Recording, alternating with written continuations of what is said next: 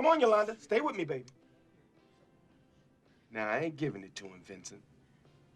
I'm buying something for my money. You wanna know what I'm buying, Ringo? What? Your life. I'm giving you that money so I don't have to kill you. Perhaps the cornerstone of audience engagement in film lies in rising suspense, and no director, in my opinion, does this better than Quentin Tarantino. The opening scene of *Inglourious Basterds* resembles that of a masterclass for suspense in modern cinema. It is the longest scene within the screenplay, but it's so captivating that once I start watching it, I always have to finish. So what makes this scene so effective? How does Quentin Tarantino turn 17 pages of people chatting into one of the most tension-filled scenes in modern cinema?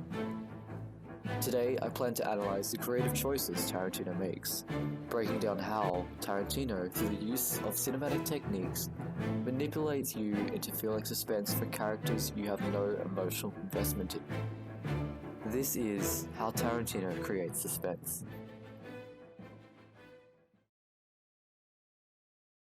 In a conference proceeding titled The Anatomy of Suspense by Dolph Zillman, Zillman proposes the following 3 principles to source suspense: lack of control, deceiving the audience, and drawing out tension.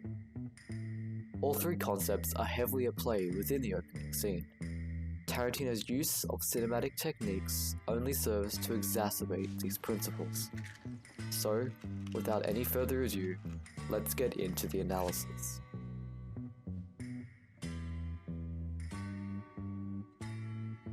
Tarantino begins the film with a brief but effective portrait of what life is like on the farm, in the screenplay including. However, simply by sight, you'd never know he's been beating at the stump for the last year or just started today. These 2 shots to begin the opening scene is a great way to give the audience a glimpse into their everyday, stable lives. A stability that is shattered once the daughter sees an approaching Nazi motorcade. The farmer sits down as he prepares for the encounter, not attempting to fight what is about to happen, more showing a subtle dread due to his lack of control of the situation. This is the first close-up shot of the film, indicating to the audience that this was the last thing he wanted. The farmer then tells his family to head back inside and to check their behavior, adding to the sudden tension. This implies to the audience that there are consequences for wrongful actions, and the family will have to play this interaction very carefully. They lack control. In just 2 pages, Tarantino has set the groundwork for suspense, giving the audience context and laying the stage for the antagonist, Colonel Hans Landa.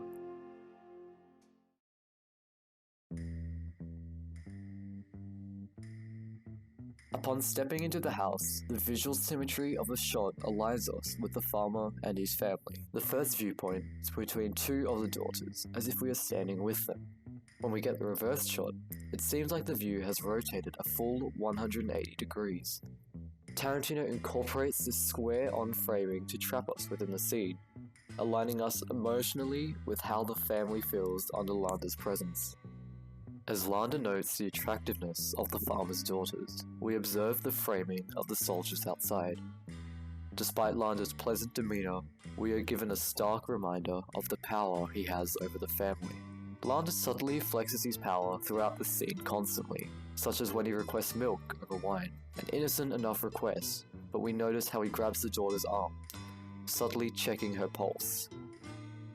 As he drinks the milk, notice a camera locked onto him, and the family not making a move, awaiting his next order. These 2 glances between the farmer and his daughter indicative of an implied agreement amongst the family, an agreement that Landa must not know. Tarantino purposely leaves out details and lets the audience fill in the gaps, ramping up the tension. Tarantino briefly gives us a breath of fresh air, having us believe the farmer has won.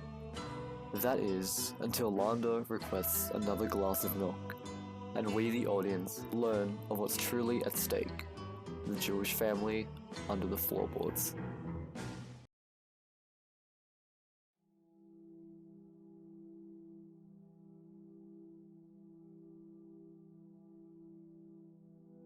In an interview conducted in 1967, Alfred Hitchcock, the master of suspense, proposed his theory of suspense, known as the bomb theory. Now, you and I are sitting here.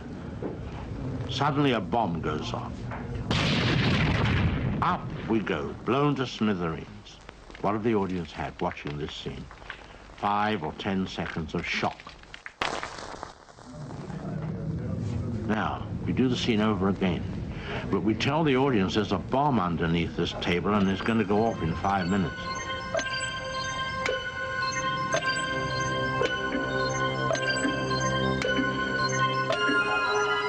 Now, this innocuous conversation about football becomes very potent. They say, don't talk about football, there's a bomb under there. That's what they want to tell us.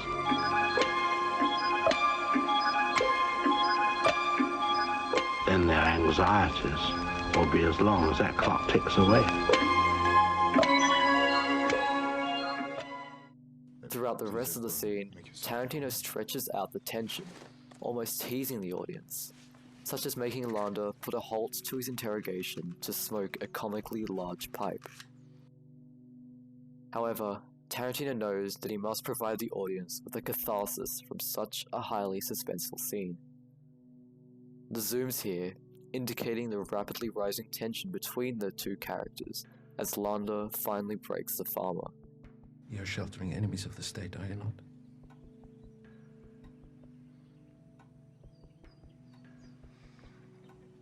Yes. You're sheltering them underneath your floorboards, aren't you? Yes. The farmer points out the areas on the floor where the dray fuses are underneath. We are then subject to a flurry of dramatic camera angles, with a rising score building to the climax of the tension. We, the audience, know the bomb is about to go off, and like the family, we are powerless to the outcome.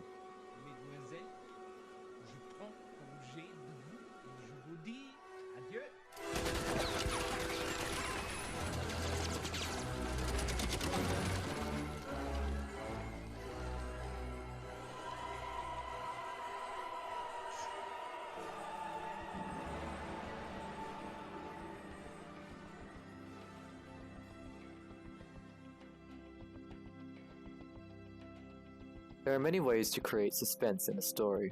However, what I find so impressive about *Inglourious Basterds* is how by simply providing the audience with minimal context, Tarantino can keep an audience in a state of suspense. His ability to subconsciously manipulate an audience through simple dialogue and camera work renders him as a force to be reckoned with. And it's no wonder Tarantino can create one of the most suspenseful scenes ever to be put on film.